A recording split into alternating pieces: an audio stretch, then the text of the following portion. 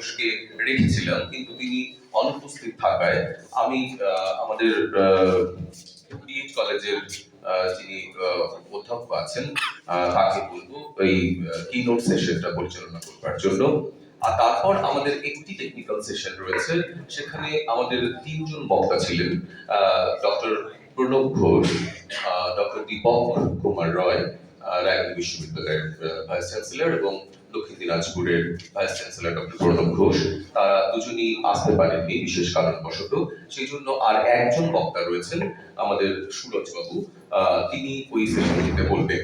আরো যদি কেউ বলতে চান এই বিষয়ে তাহলে একটু আগে থেকে আমাকে জানালে পরে আমি তাদের নাম এবারে আমি প্রদীপ প্রজ্বলনের মধ্য দিয়ে অনুষ্ঠানের শুভ সূচনা করবার জন্য মাননীয় ডক্টর নবকুমার দাস মহাশয়কে অনুরোধ জানাচ্ছি মঞ্চে উপবিষ্ট সমস্ত সম্মানীয় অতিথিদের অনুরোধ করব প্রদীপ শিক্ষা প্রজ্বলনে অংশগ্রহণ করবার জন্য।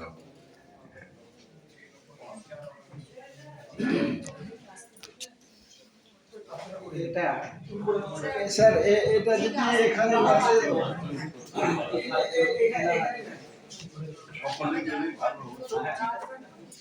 আমি বেশি চলাচল